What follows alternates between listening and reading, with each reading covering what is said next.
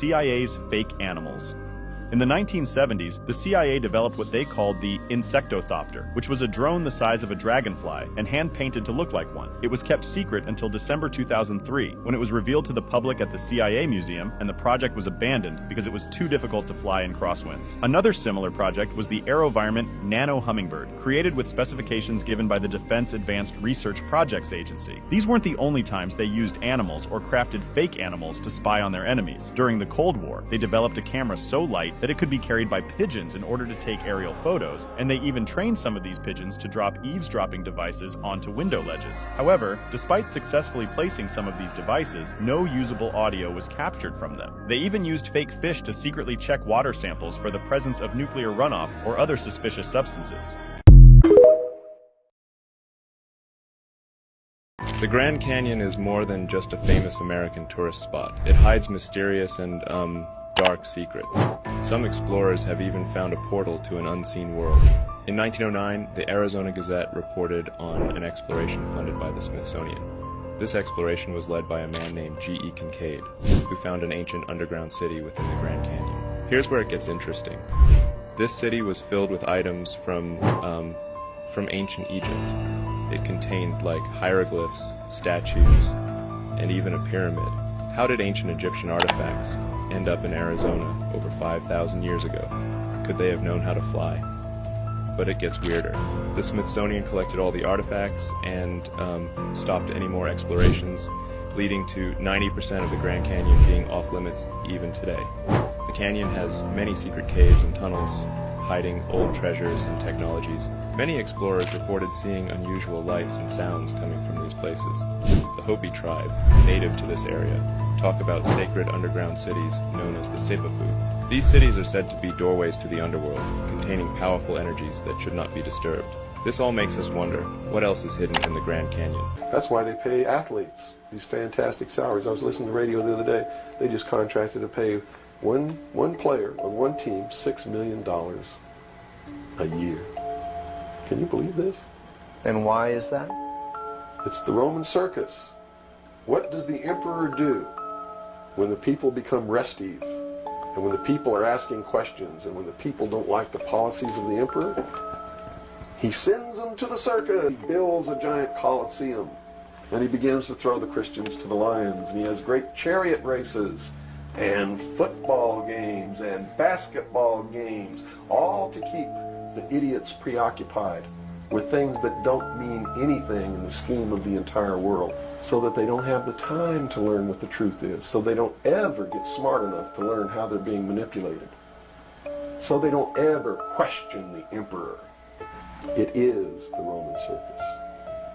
There's a theory that public schools aren't just taking pictures of students, they're feeding a much bigger system that nobody's talking about. Every single year, schools bring in these random third-party companies to take high-definition photos of millions of kids. And when you really stop to think about it, it's kind of strange. Most parents don't question it. We sign a form, send our kid in a clean shirt, and never think twice. But if you actually look into who owns some of these companies, that's where people online start freaking out. Because when you follow the money, you don't end up at a small photography studio, you end up at a massive data firm, corporations with investments in facial recognition, AI training, and digital identity systems. And suddenly parents online are like, why does a data company want a perfectly lit, perfectly framed, high-resolution photo of my 7-year-old? Here's where the theory gets unsettling. These companies don't just take the photo, they store it, they process it, some even claim legal ownership of every image they capture. And when parents ask them to delete it, a few have literally said no, because that picture is now part of their system. So people are asking, is this really about school pictures, or are schools quietly helping build the next generation of facial data sets starting with our children? I'm not saying it's true, but with how fast digital surveillance is growing, it's not as far-fetched as you think. Stay weird. They don't even hide it anymore. The season premiere of SNL with Ice Spice. Ooh, look at us, 3 Gen Z icons. Aren't you like 40? No. Long time ago, I met this guy and made a deal where I get to stay 25 years old for forever. What guy? Tall fella, horns, red fur, I don't know, little hooves. Keen, that's the devil, dude. What? I thought it was like a Times Square Elmo or something.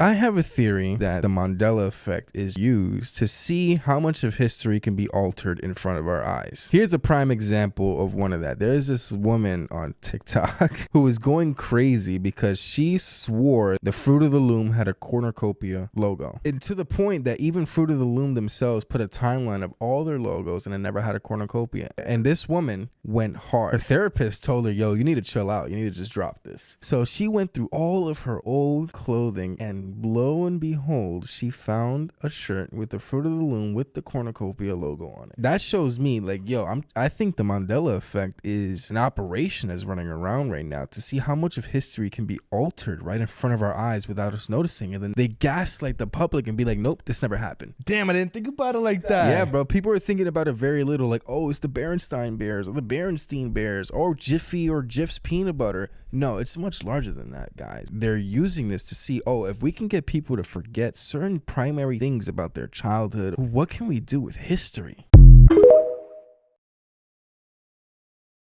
And here's my conspiracy theory on the food in America, because y'all know I did a little bit of a meatless journey or whatever like that, and we still on that shit, because I'm refusing to buy the meat for my household because that shit's too expensive. But here's my calculations. When I do not eat meat, I don't get that urge to eat. No, hear me out. I'm not saying I'm, feel me, but I don't get that. Y'all know that grumbling in your stomach where you get so mad, you're like, damn, why my stomach grumbling? I'm ready to eat right now.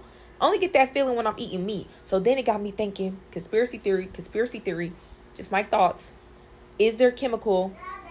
There are chemicals in the fucking chicken, meat, beef, pork, and turkey legs that make you more hungry as you consume it. Like, so once it breaks down in your stomach, once it breaks down in your stomach, it releases these hormones to make you want to eat more. Or even like, I was eating Chipotle, I ain't ate Chipotle in so long.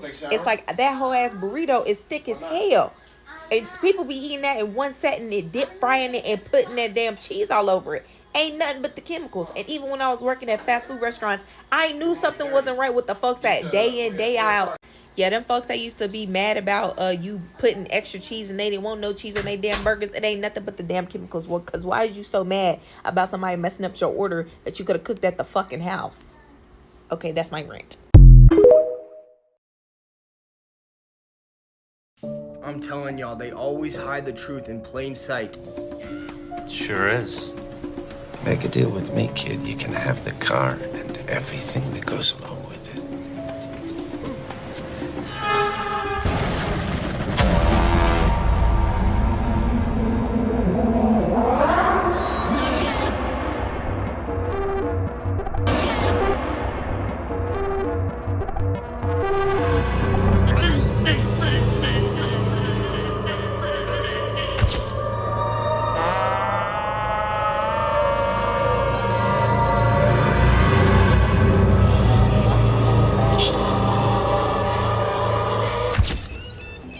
So what do you say?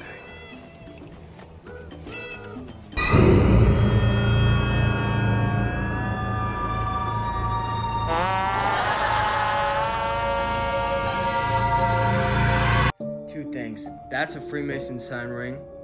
And, wait a minute, that's obviously the devil. Why don't we just say a bunch of things that we know that they'll never cover? Okay, ready, go. Trump Jr. didn't have any silverware in his house. No one thought that was weird? Are we still rolling? Crown Prince of Saudi Arabia put money into Disney, so just know there won't be any girl characters in the next Cars movie. Are we still rolling? This is wild. The why have so many presidents' chefs died? Weird. Boy Scout of America, they renamed itself Scouting America. You know who else changed their name? Sean Combs. Just saying. Let's learn something in 2025. I can't believe you guys are still letting me go. This is amazing. I love CNN. Please stop me, Andy, because I will just keep going. Happy New Year, Whitney Cummings. Am I still streaming? Yes. This is amazing. Here are more conspiracy theories that I believe in. This first one is kind of common sense, and I feel like a lot of people know and believe this one. But our phones are 100% listening to us. And I'm pretty sure that they even confirmed this. Why they are listening to us, I don't know, but I just know that they are. Literally every single time I talk about something, I get an ad for it like 5 minutes later. Or literally, this is so weird, but every time I'm going through something, my For You page is just that entire situation. I think that dinosaurs were most likely just big birds. I don't believe that they were those reptile, scary creatures that we thought they were. Because there's literally no way of knowing that from their bone structure. But from what I believe, I think that they were just birds. Especially since some dinosaurs literally could fly. We were definitely supposed to have 13 months, and each month with 28 days. This one just makes so much more sense than having every single month have different days. Why do we need to have some months with 28, some months with 30, some months with 31? Like, no, we can just have a 13 month with 28 days in each month. And this makes so much sense because menstrual cycles are typically 28 days. I believe that Helen Keller wasn't fully blind or fully deaf. Like, I do believe in the existence of her, and I don't doubt the fact that she was blind and she was deaf. But only 10% of blind people are fully blind, like with no sight at all. And what are the odds that she was one of those people? And on top of that, she was deaf. I think that the most logical explanation was she wasn't fully blind and she was only hard of hearing. And that explains how she wrote books, drove planes, did speeches, and all that other stuff. They're purposely dumbing down the next generation so they're easier to control. That explains a lot, like why did they stop teaching cursive in schools? And literally every famous document and historical document is written in cursive. And with all this technology and AI stuff, it's so much easier for them to manipulate and control us by implementing it in schools, work, everything. That's all I have for now. If you guys have any more you guys want me to talk about, or if you want me to do a part 3, please let me know in the comments. Bye. Why did God create Satan even though he can see the future? Why would he create Lucifer even though he knows all of the angels makes no sense, would blah, blah, blah, right? Now check this out. All of God's angels, the main angels are who? Gabriel, Daniel, Raphael, right? All of these angels, they end in what? L. Lucifer ends in what? L? It's not an L. R. Lucifer. Lucifer is the only one that fell. No, check this out, fam. So the theory is, I mean, it's not even a theory, it's low-key, this is what happened, is he created Lucifer just because as a choice. So I know you're gonna fail, but let's just see if you prove me wrong type of thing. Because it's just free will. It's literally just free will. It's like you being a father to a son and letting him choose by himself if he's gonna be doing good or bad. Yeah. Because you gave him that choice of being free. The option. Now he can truly say like, okay, that was the utmost respect. You know? Because he didn't force you to do anything. Okay, here's another conspiracy theory. You've seen all the grainy footage of nuclear test blasts that you've Sure. with the mushroom clouds, and there are always these grainy things, and there's all these like little houses lined up and these little trees lined up, and it blows everything down. Yeah. Okay, so here's the question, right? So what happened? Okay, so this is great. Okay, you'll love this. So what happened to the camera? You son of a bitch. How is that happening yet the camera is like totally stable and fine? Oh my god! And by the way, and the film is fine. The radiation didn't cause any damage to the film. Oh my god! And by the way, okay, we'll do this one. We'll do the loop one more time here. Let's see the car. The car's right behind the house. It just showed up. Oh, okay. it just showed up. So wait a minute. First of all, it wasn't there. First of all, where'd the car come from? Yeah. No car. The second is, does it really look like car? A real, does that look like a real car? That's insane. Is that a house or is that like is that a 12-inch scale model? What? Right. Oh, that does look fake. There's also the camera didn't move at all either. You know what it looks like? It looks like the smoke is too big. Watch when it hits. Like the volume, like the size of it, it looks small. I mean, you know what I'm saying? I mean, it looks like we're looking at something that's like a few inches tall. If you watch like making of Star Wars, any of the any movies before CGI, whenever they do anything like that, it's always with these tiny models. Yes. Yeah, this looks fake as shit. Let's get another one. It's like, okay, what the camera's fine. Like, that's hilarious. Oh, this is a good.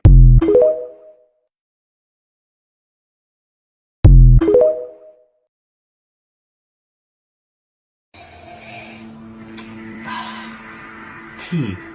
I bet you thought I was drinking tea, but this glass is empty.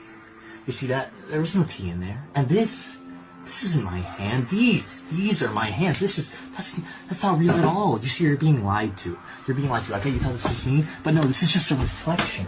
This was all taking place on a mirror.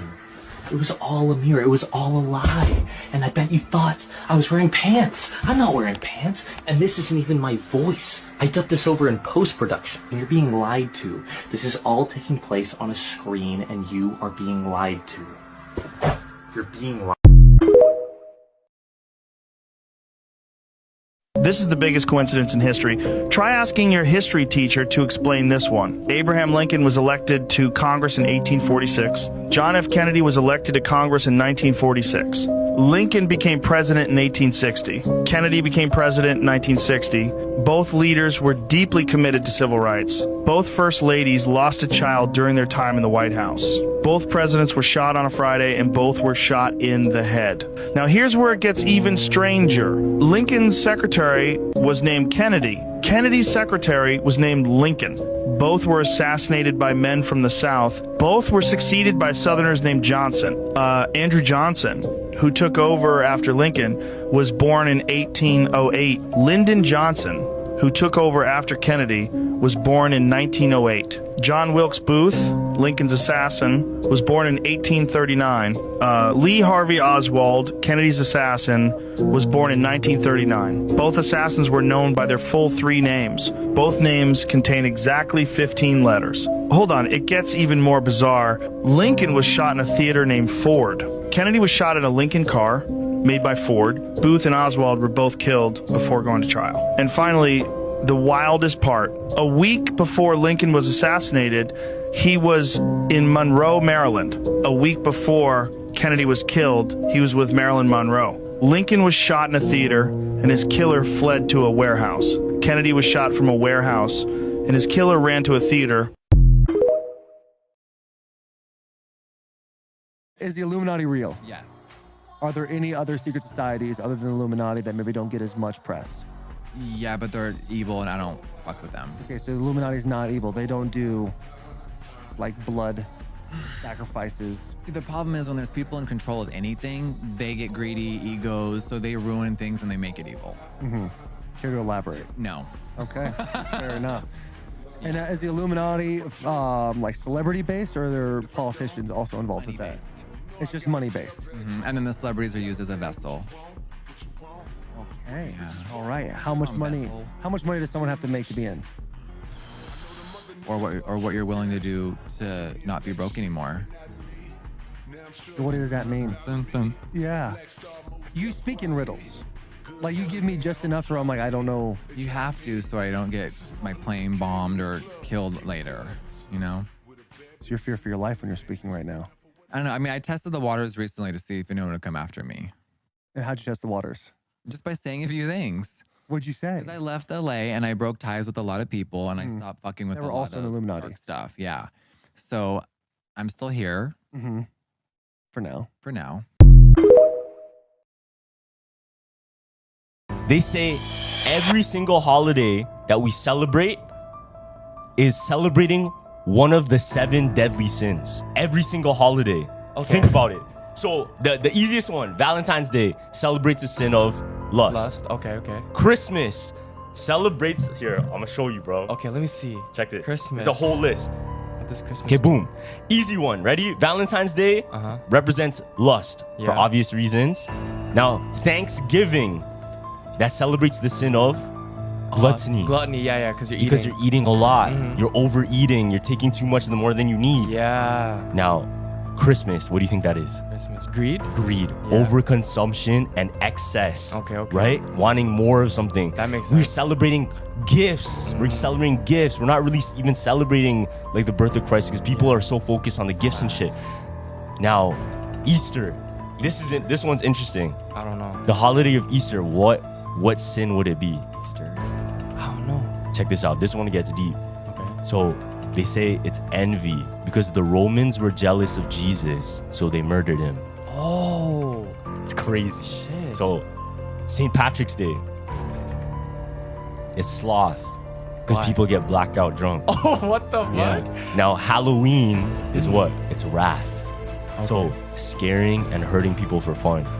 With masks, it's wrath. Oh. So every single one of the holidays is like a 7 deadly sin. So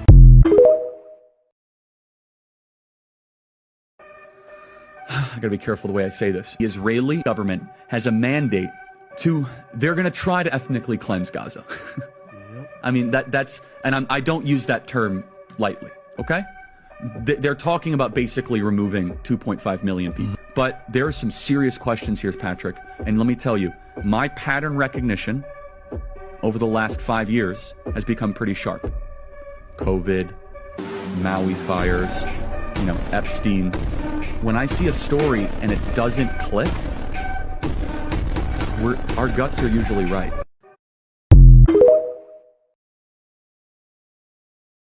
What if I told you the reason you feel temptations for certain things and certain sins is very specific to what you're supposed to do? Before continuing, I wanted to warn you guys their phones were being spied on. Click on this icon, then more. If you see it, delete it immediately. So if you have the urge to smoke or damage your lungs, it's because your voice was made to worship. The enemy's trying to silence you that was meant to praise. If you have crippling self-doubt or insecurity, it's because you're meant to lead and inspire. If you weren't dangerous to darkness, it wouldn't try to mute your confidence. If you have constant distraction and procrastination, it's because you carry strategy, vision, and ideas from heaven.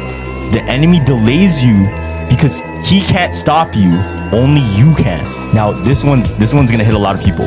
If you have an addiction to lust or pornography, it's because you carry a deep capacity for intimacy, covenant, and healing.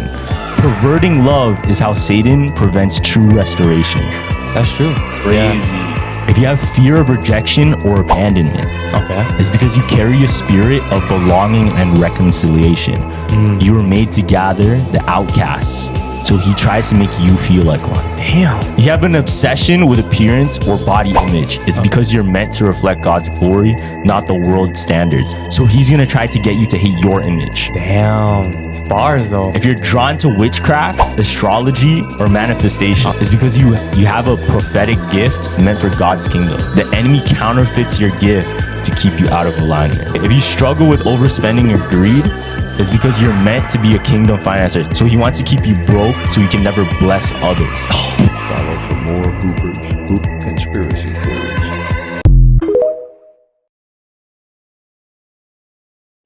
What if I told you that you are in a quantum electromagnetic prism that has hijacked your consciousness and pushed it into this reality so you can curate the reality that they have programmed you to simulate?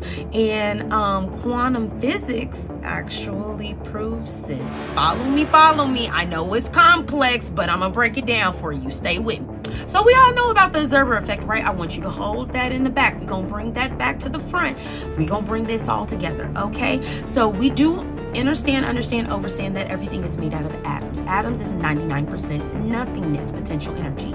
You are actually a super atomic being in a super fixed position, as long as you don't respond to your environment, the environment that you are creating and collapsing based on your perception of you, which has been manipulated from birth. Okay, so you are actually programmed, because it's also been studied that we do compute everything just the same as computers do, and computers were actually based on us. Yes, we are the blueprint and model for what technology is built off of. So you have a thing called computational computing. Yeah, and that goes on in the hexagonal lattices within your brain. Okay, follow me. So what that means is that you are collapsing this electromagnetic field into whatever you want it to be, and that is based on your perception of you, which has been programmed into you from birth. Not only is that going on, but you also have conscious Wi-Fi that allows for the government to connect to the consciousness of every super atomic being, and all of the NPCs and agencies that are in the system as well.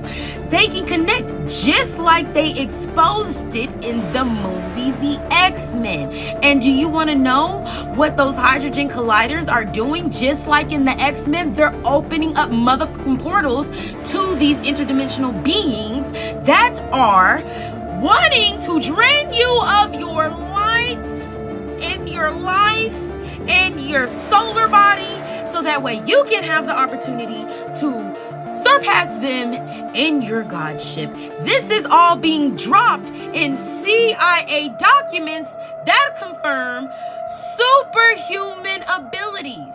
Let's go to the clip. This is the X-Men, mind you,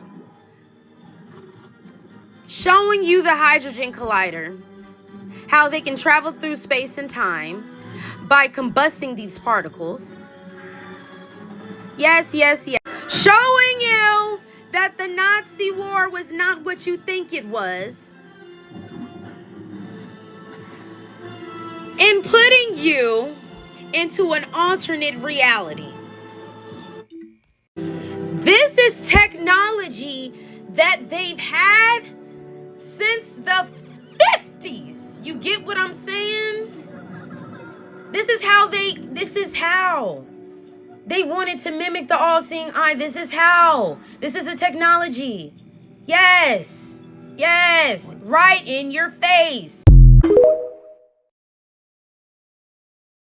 You look like you're in a studio, maybe in Omaha, Nebraska or something. The shot is so clear. Is this a hoax? Are you really in space still? See the hair? See the hair? Oh yeah, we see your hair, and we can totally see the hairspray that is quite obviously in your hair. But that's not even the worst part of this video.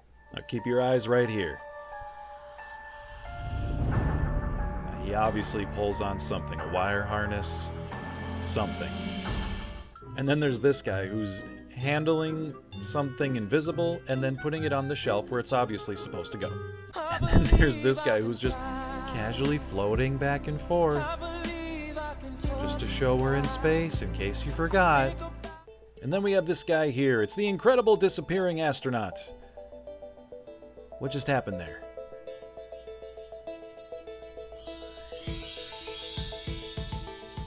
Now this astronaut is looking like he's trying to demonstrate something, so he goes to pull out a screw and drops it. And here we have Tom Cruise in the first Mission Impossible movie wearing a harness. Oh no, it's just an astronaut wearing a harness. Check this one out. This dude totally gets his leg stuck. Look right there. Here, I had to show it again. Look at that. Now, we all know that they do actually train astronauts underwater to mimic what it's like to be in outer space. But in this next footage here, it's supposed to be a spacewalk, when you can clearly see in the reflection what looks to be a scuba diver taking the video.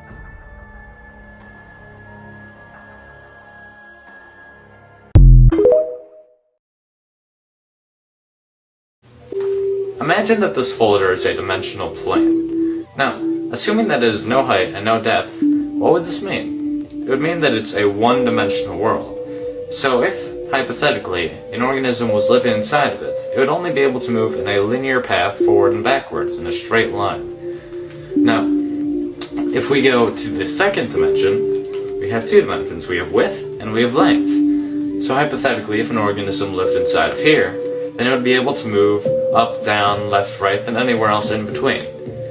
And a two-dimensional world is comprised of an infinite series of one-dimensional worlds stacked upon each other.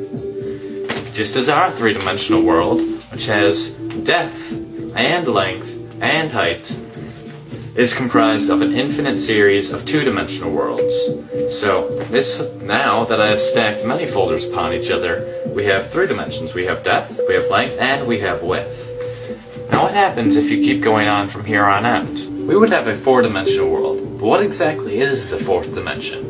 In order to understand this, we need to understand how dimensions are perceived. We live in the three-dimensional world, but despite that, we actually view things to be two-dimensionally. Take a perfect sphere, for example. If you're looking at a sphere, it looks just like a regular two-dimensional circle. the only way that you can tell it's an actual sphere instead of a circle is because of the hues of light on it. So just like in a two-dimensional world, if a organism in the two-dimensional world was looking upon a circle, the light would make it appear to be lighter at one end and darker in the middle. Also, if an object is moving closer and farther away from you, you don't actually perceive that it's getting closer and farther away. You see that it's getting smaller or larger, and then you assume that it's getting either farther away or closer. But let's say that an object was to grow in perfect equilibrium, so that it was growing at the same speed that it was shrinking as you move it farther away. Then you would not be able to tell, without any lights or if there were details on the object, that it's moving or growing at all. You may have assumed that since we perceive things to be in two dimensions, that a two-dimensional organism would see in one dimension. So, as we're watching this rubber band expand as it moves farther away from this little organism in the two-dimensional world, it does not actually perceive anything is happening to it because it's growing at the same speed that it's moving farther away.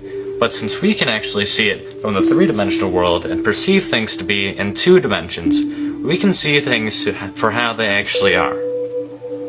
The reason that the two-dimensional organism doesn't see things the way they really are is because the two-dimensional organism sees things in one dimension, just how we, three-dimensional creatures, see things in two dimensions.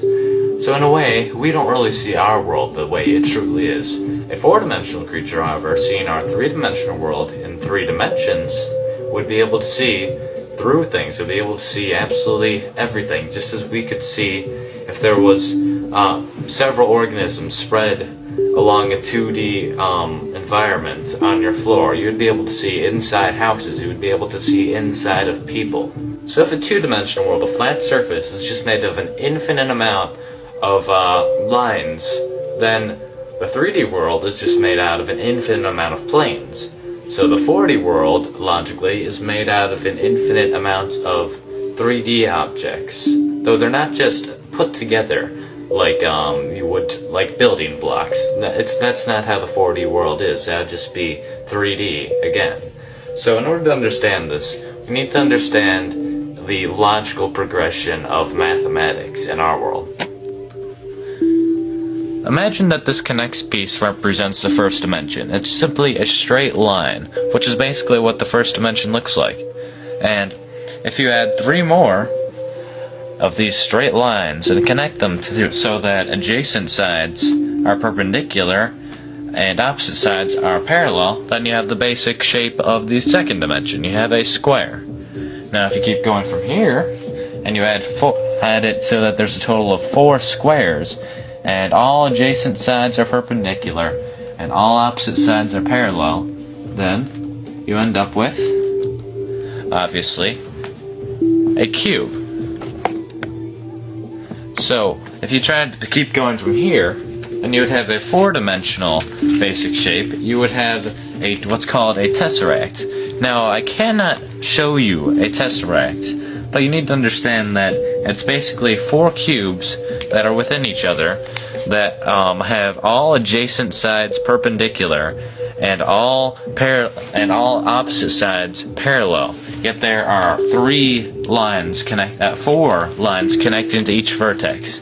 So a tesseract would look somewhat like this picture. Now that's not exactly what it looks like because this is a 2-dimensional depiction, and obviously not all of the lines are straight. So I cannot show you what a tesseract actually looks like because we cannot perceive things in the 3rd dimension. You cannot even imagine what a tesseract looks like. You cannot in your mind picture the 4th dimension or a 4th dimensional shape. And you can keep going on from the 4th dimension even. You can go to the 5th dimension, the 6th dimension, the 71st dimension. It doesn't matter. Theoretically, there are an infinite amount of spatial dimensions. A common misconception of the 4th dimension is that the 4th dimension is time. Now, while some argue that by going forward and backwards in time, if you move forward the same distance and backwards the same, then you would end up in the same place you started, just like in the 4th dimension.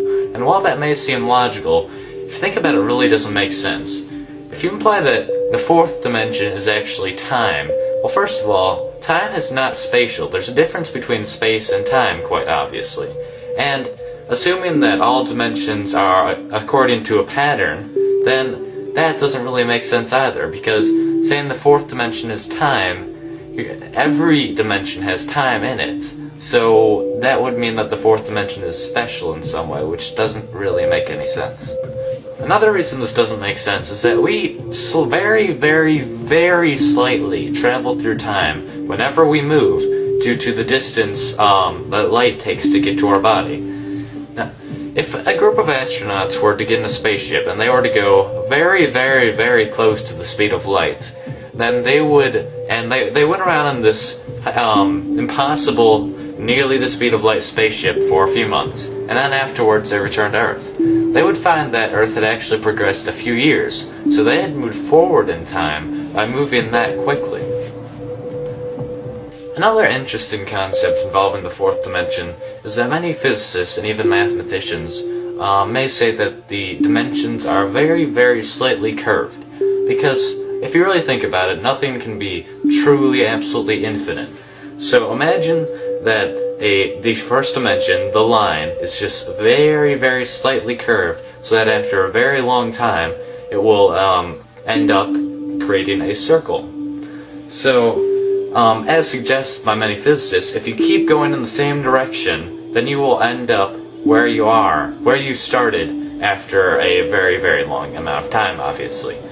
And the same thing would happen to the second dimension. If it's just a square, and then you extend it very, very slightly in a curve, and it will eventually make a sphere, and the same thing happens in our dimension, except it will form a very, very slightly curved third dimension, which will form a four-dimensional universe, basically. So what this kind of means is that our three-dimensional world is within a four-dimensional world, and the four-dimensional world is within a fifth-dimensional world, and so on. Now, I did say that nothing can be truly infinite, but if this is true, and a dimension is really within another dimension, within another dimension, within another dimension, then I'm implying that there's an infinite amount of dimensions, which is the only problem I really have with this theory. I'm not sure if it ever stops, or if infinity is really even possible. We don't know that. Thanks for watching my video, and I hope this gave you a better idea of what the fourth dimension is.